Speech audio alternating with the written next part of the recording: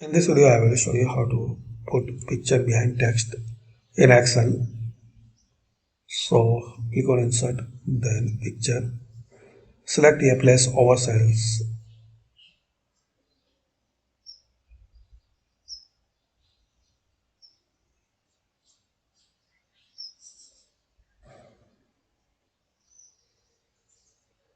This device and select your picture.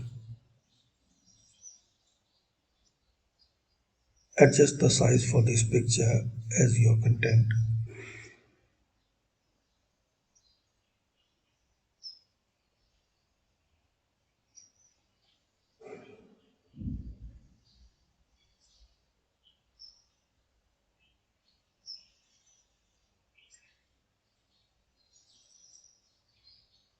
Now click on Transparency and select Required Transparency.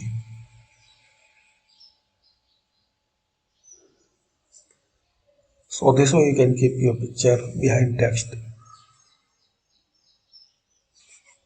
Thanks for watching.